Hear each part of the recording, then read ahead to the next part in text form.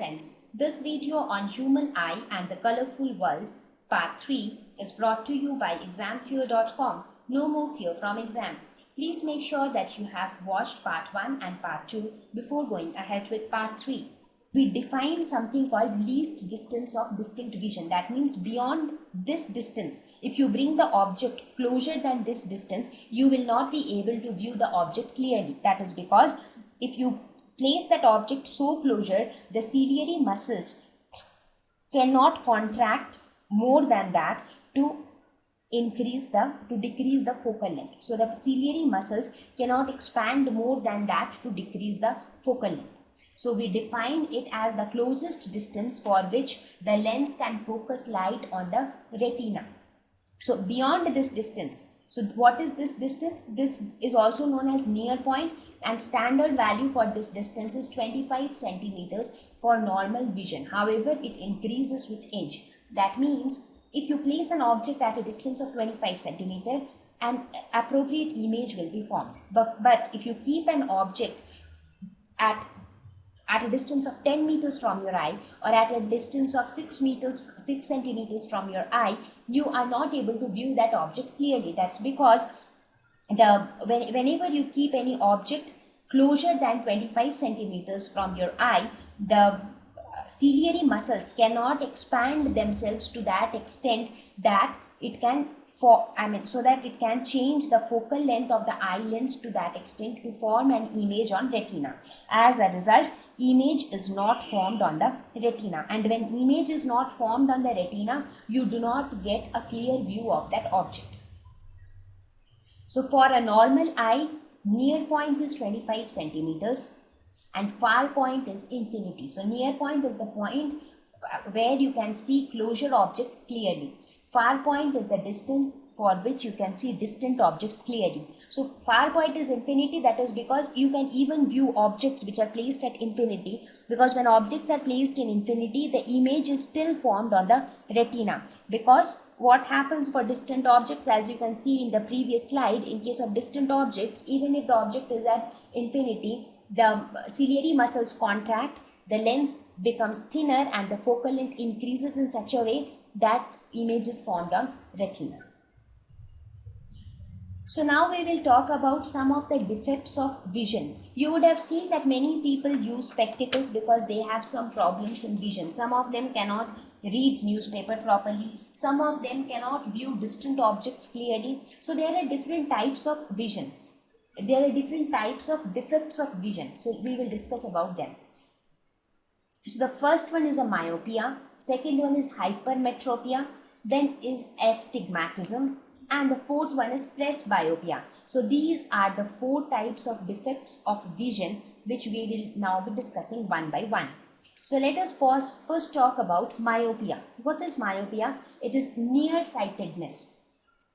That means in this case, image is formed before retina. So as I mentioned, as long as your image forms on the retina, you will be able to see the object clearly. But if the image forms either before retina or beyond retina, you will not get a clear view. So in myopia, image is formed before the retina, as you can see here. So this is your retina. So instead of here, the image is formed here. So as a result of this, unable to see distant objects clearly. So in myopia, we are able to see nearby objects clearly. That is why it's called nearsightedness. That means proper sight is there for near objects. So it is called nearsightedness, right? So you cannot see distant objects clearly. Now, what is a possible solution for this? I mean, how do we correct this kind of defect? So in this case, if you look at this defect, what is happening?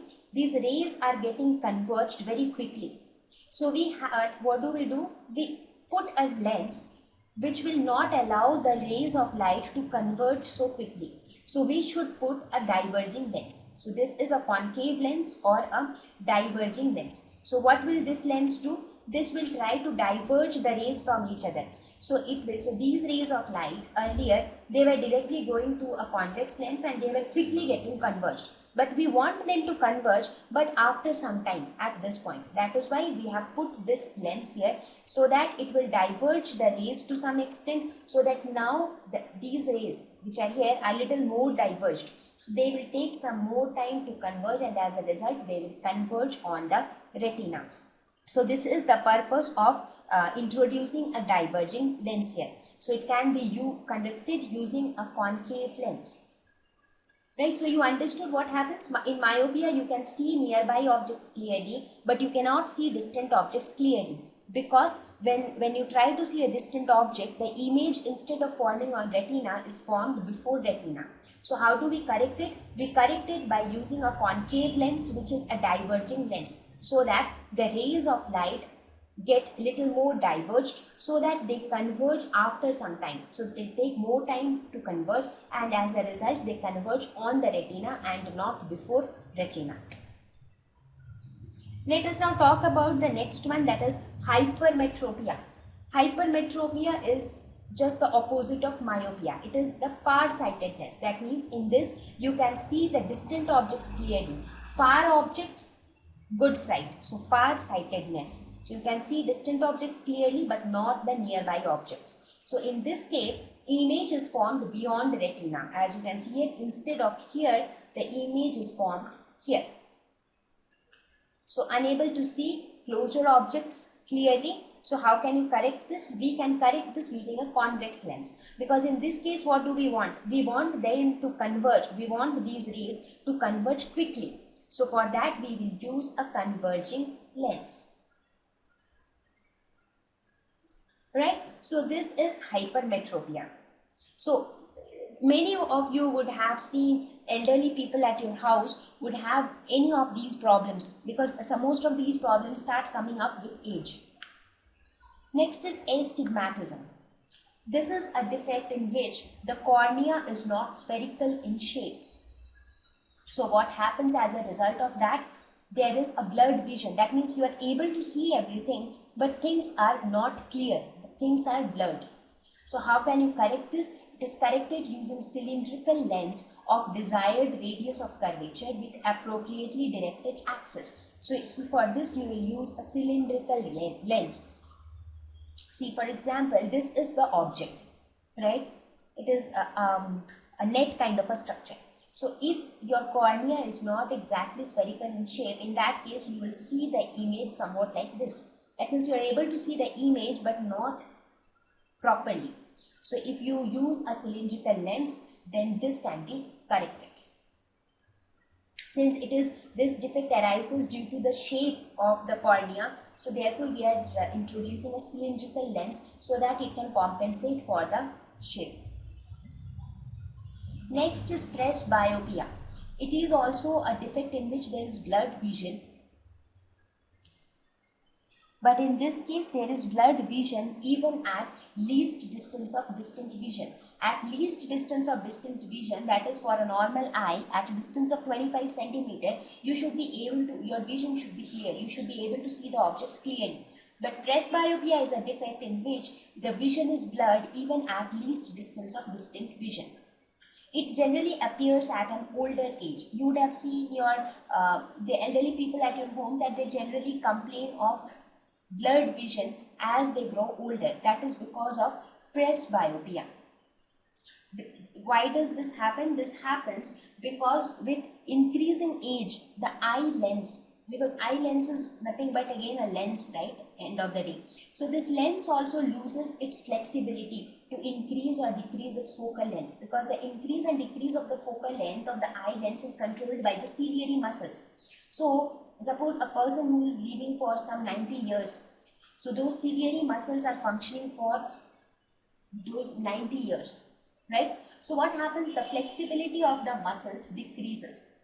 As a result, the flexibility of the lens to increase or decrease its focal length also decreases. And as a result of this, the vision is not very clear at an older age. How can you correct it? This can also be corrected using converging lens, because in this case also the image is not formed exactly on the retina. So if you want the image to be formed on the retina, you can use a converging lens, because in this case the eye lens which is already present in the eye is a converging lens, and this defect arises when that lens loses its flexibility. So you need to use another converging lens to correct this defect. Thank you. Please visit examfear.com to watch free educational videos, try free online tests, get the best quality study materials, study from the best tutors and mentors, and much more. Thank you once again.